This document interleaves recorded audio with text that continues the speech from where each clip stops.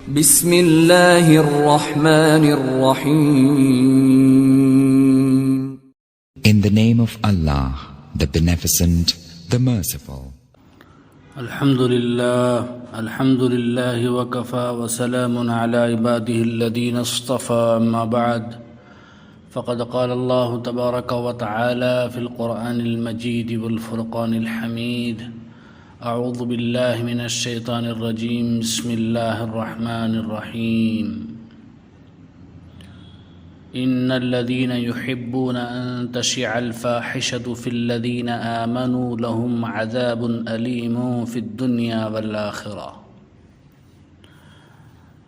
قال النبي صلى الله عليه وسلم: من ستر مسلما ستره الله في الدنيا والآخرة. صدق الله العظيم وصدق رسوله النبي الكريم ونحن على ذلك من الشاهدين والشاكرين. محترم بزرگوں اور دوستو، اللہ تبارک و تعالیٰ نے انسان کے اندر جس طرح شریعت کے مطابق زندگی گزارنے کی طاقت رکھی ہے، ویسے ہی شریعت کے خلاف یعنی اللہ کی نافرمانی کرنے کی، گناہ کے کام کو کرنے کی بھی طاقت دے رکھی ہے.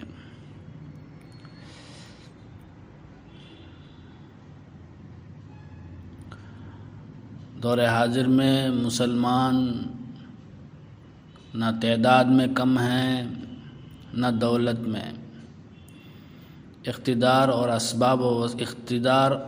اسباب و وسائل میں کسی قوم سے بھی پیچھے نہیں ہیں، لیکن مسلمان قوم کی حیثیت سے عزت و وقار سے ہاتھ دھو بیٹھے ہیں. باہمی عداوت، نفرت، حسد، جلن جیسے دیمک نے ان کے مضبوط اور با اثر وجود کو چاٹنا شروع کر دیا ہے.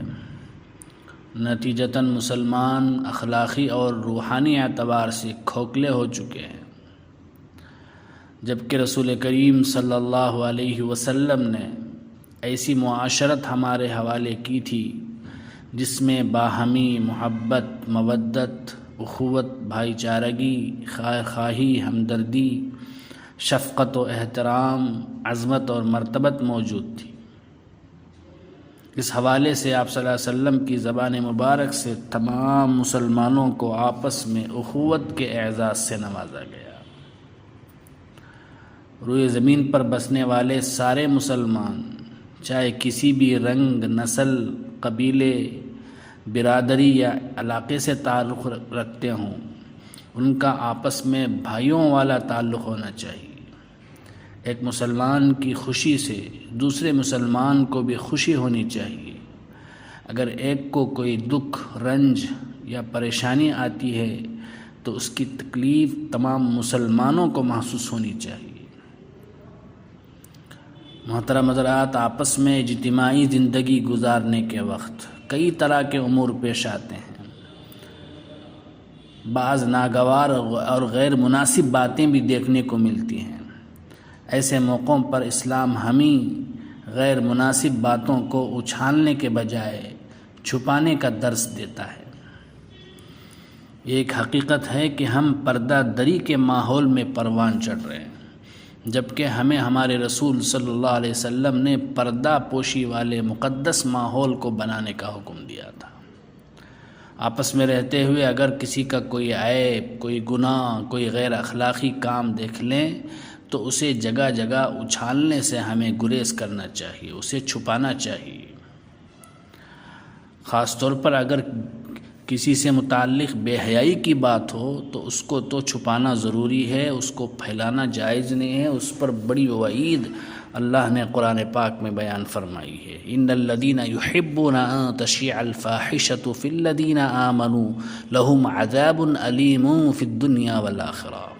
جو لوگ ایمان والوں میں بے حیائی کی باتیں پھیلانا چاہتے ہیں ان کے لیے دنیا اور آخرت میں دردناک عذاب ہے.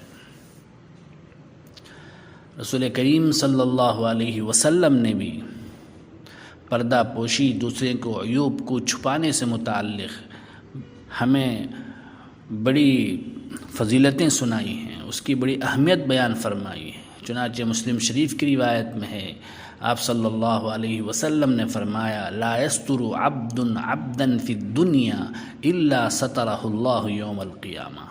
جو مسلمان اپنے مسلمان بھائی کے عیب کو چھپائے، اس کو ذلت اور رسوائی سے بچائے، اللہ تعالیٰ روز قیامت اس کے گناہوں کو چھپا لیں گے۔ حضرت ابو ہریرہ رضی اللہ عنہ سے روایت ہے، آپ صلی اللہ علیہ وسلم نے فرمایا، من نفس عن اخیہ کربۃ من کرب الدنیا نفس اللہ عنہ کربۃ من کرب یوم القیامہ۔ کوئی مسلمان پریشانی اور تکلیف میں ہے تو اس کی پریشانی اور تکلیف کو دور کرنے کی اگر کوئی شخص کوشش کرتا ہے تو اللہ تعالیٰ اس کی قیامت کے دن کی پریشانیوں کو دور فرمائے گا۔ ومن ستر مسلما سترہ اللہ فی الدنیا والآخرہ۔ جو مسلمان کسی دوسرے مسلمان کے عیوب کو چھپائے گا، اللہ تبارک و تعالیٰ اس کے عیوب کو چھپائے گا۔ ومن یسر علی معسر یسر اللہ علیہ فی الدنیا والآخرہ۔ جو مسلمان کسی بھی معاملے میں دوسرے مسلمان کے لیے آسانی پیدا کرتا ہے تو اللہ تعالیٰ اس کے لیے دنیا اور آخرت میں آسانیاں ہی آسانیاں پیدا فرماتے ہیں۔ واللہ فی عون العبد ما کان العبد فی عون اخیہ۔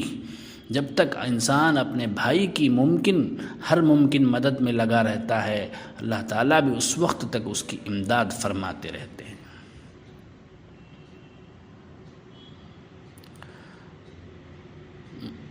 صحیح ابن حبان کی روایت ہے کہ دخین نامی ایک شخص نے حضرت عقبہ ابن عامر رضی اللہ عنہ کو اپنے پڑوسیوں کے بارے میں بتایا کہ وہ شراب خوری کرتے ہیں۔ پھر ان سے پوچھا، کیا میں ان کی اطلاع پولیس کو کر دوں؟ حضرت عقبہ ابن عامر رضی اللہ عنہ فرمانے لگے، ہرگز نہیں، بلکہ تم ان کو سمجھاؤ، اللہ کے خوف سے ڈراؤ۔ ابو الہیثم کہنے لگے، میں نے انہیں بارہا اس کام سے باز رہنے کو کہا لیکن وہ نہیں رکتے، کیا اس صورت میں ان کی اطلاع پولیس کو کر دوں؟ حضرت عقبہ ابن عامر رضی اللہ عنہ فرمانے لگے، اللہ کے بندے ایسا نہ کرنا، کیونکہ میں نے رسول اللہ صلی اللہ علیہ وسلم سے خود سنا ہے، آپ صلی اللہ علیہ وسلم نے فرمایا، جو شخص پردہ پوشی کرتا ہے اللہ تعالیٰ اس کا اتنا بڑا اجر عطا فرماتے ہیں جیسے اس نے زندہ درگور کی جانے والی بچی کو زندہ بچا لیا ہو۔ ابن ماجہ کی روایت ہے، رسول کریم صلی اللہ علیہ وسلم نے فرمایا، من ستر عورت اخیہ المسلم ستر اللہ عورتہ یوم القیامہ۔ جو کسی دوسرے کی پردہ پوشی کرتا ہے اللہ تعالیٰ قیامت کے دن اس کے عیوب اور گناہوں کو چھپا لے گا۔ ومن کشف عورت اخیہ المسلم، اور جو شخص لوگوں کی پردہ دری کرتا ہے، لوگوں کے عیوب کو پھیلاتا ہے، کشف اللہ عورتہ حتی یفضحہ بہا فی بیتہ، تو اللہ تعالیٰ اس کو گھر بیٹھے بیٹھے ذلیل اور رسوا کر دیتا ہے۔ اس حوالے سے ہمیں اپنی حالت دیکھ لینی چاہیے، کیا ہم وہ کام کر رہے ہیں جس سے کل قیامت کے دن اللہ ہمارے عیوب اور گناہوں کو چھپا لے، یا پھر ہم وہ کام کر رہے ہیں جس سے انسان اپنے گھر بیٹھے رسوا ہو جاتا ہے۔ یہ بات ہم سب کے لیے سوچنے کی ہے۔ سچی بات تو یہ ہے کہ ہم نے اسلام کی تعلیمات سے منہ موڑ لیا ہے، ہماری اخلاقی حالت قابل رحم ہے۔ جب سے رسول اللہ صلی اللہ علیہ وسلم کی سنت کے بجائے مغربی کلچر کو اپنایا ہے، اسی دن سے بے سکونی ہے۔ اللہ تعالی ہمیں اسلامی تعلیمات پر چلنے کی توفیق نصیب فرمائے۔ آمین۔ وآخر دعوانا ان الحمد للہ رب العالمین۔